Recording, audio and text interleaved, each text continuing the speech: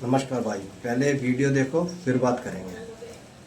शायद इस वीडियो के बाद मेरे ऊपर केस भी हो सकता है, क्योंकि मैं अगले 1.5 मिनट में आधे से ज्यादा प्राइवेट हॉस्पिटल्स की धज्जियां उड़ाने वाला हूं। प्राइवेट हॉस्पिटल्स में तुम्हारे साथ में होने वाले ये 5 हिडन स्कैम्स तुम्हें कोई नहीं बताएगा, इसलिए वीडियो को एंड तक देखना। यूं तो नॉर्मली हमारे यहाँ डॉक्टर्स को भगवान कहा जाता है, लेकिन जरूरी नहीं डॉक्टर्स की यूनिफॉर्म पहना हुआ वो व्यक्ति भगवान ही हो, वो काल नेमी भी हो सकता है। अगले 90 सेकंड के अंदर प्राइवेट हॉस्पिटल्स में होने वाले 20 स्कैम चुटकियों में गिना सकता हूँ, लेकिन हम बात करेंगे मेन 5 स्कैम्स के ऊपर, जिससे कुछ हरामखोर डॉक्टर्स पेशेंट्स की जान लेकर अपनी जेबें भरते हैं। पहला और सबसे ज्यादा होने वाला स्कैम प्रेगनेंसी स्कैम। डिलीवरी से 1-1.5 महीने पहले एक टेस्ट होता है जिसमें चेक किया जाता है कि बच्चे का हार्ट बीट ठीक है या नहीं, उसका मूवमेंट ठीक हो रहा है या नहीं। ये टेस्ट करवाने के बाद ही आधे से ज्यादा डॉक्टर्स के नाटक शुरू हो जाते हैं। ज्यादा वेट नहीं कर सकते, मामला सीरियस है, बच्चे ने अंदर पोटी कर दिया, गले में उसके फंदा बन गया है। अगर हम नॉर्मल डिलीवरी का इंतजार करेंगे तो कुछ भी हो सकता है, हमारी जिम्मेदारी नहीं रही। बेशक 8वां महीना चल रहा है, लेकिन बच्चे और माँ दोनों को ही कुछ भी हो सकता है, इसलिए हमें अगले ही हफ्ते इमरजेंसी ऑपरेशन डिलीवरी करनी होगी, इसलिए पैसे का इंतजाम कर लो। बस यही हर एक आदमी इमोशनल होकर जो डिलीवरी 1 महीने बाद 8 से 10,000 रुपए में होनी थी, वो 1 महीने पहले ही रिस्क लेकर के 1.5 से 2 लाख रुपए में करा लेता है। दूसरा, health insurance policy scam.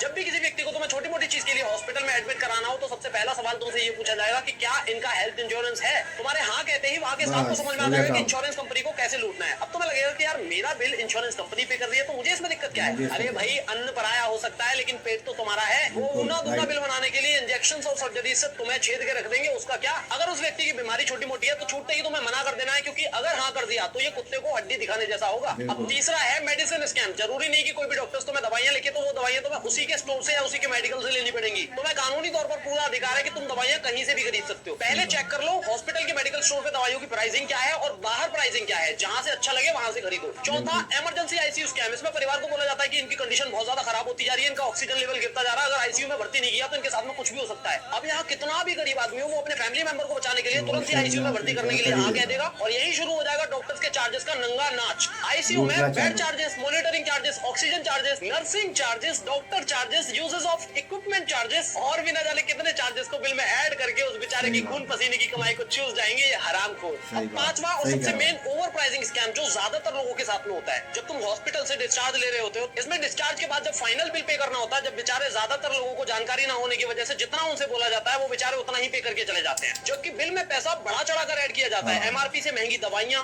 Disposal items का ओवर चार्ज, मास्क हो गया, ग्लव्स हो गया और कॉटन हो गया, इनको बिल में 15 से 20 गुना प्राइस में ऐड कर दिया जाता है। और तो और बिल में ऐसे ऐसे चार्जेस भी ऐड कर दिए जाएंगे जो कि आम आदमी को तो समझ में नहीं आएंगे। तो ज्यादातर लोग बस यही करते हैं कि चलो ठीक है यार दे देते हैं, लेकिन रुको, हमारा पैसा आराम का नहीं है। डॉक्टर से आइटमाइज बिल मांगो, उसमें एक एक चीज बारीकी से लिखी रहती है। जहां भी लगे किसी भी चीज की ओवर प्राइसिंग हो रही है, तुरंत ही कंज्यूमर हेल्पलाइन पे कॉल कर दो और इनकी धज्जियां उड़वा दो। इस वीडियो को अभी सेव कर लेना वरना खो जाएगी, और इस वीडियो को कम से कम अपने 50 जानने वालों को भेजना, कहीं उनके परिवार या उनके रिलेटिव्स के साथ ये स्कैम ना हो जाए। और मैंने तुम्हें जो ये सारा कुछ बताया, अगर थोड़ा सा भी पल्ले बढ़ाओ तो फॉलो कर लेना भाई इसको।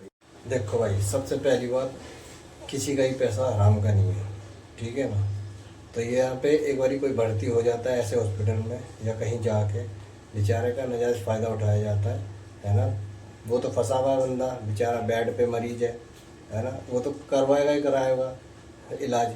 तो भाई, तो अपना इस भाई ने ये जो बात है कही है, इसको सोचो समझो, तो 10 बारी वीडियो को देखो, ठीक है ना। कहीं पे भी जा रहे हो इलाज कराने, कोई भी वो बिल बनाता है या कुछ भी बनाता है, उसकी पूरी जानकारी होनी चाहिए, ठीक है ना।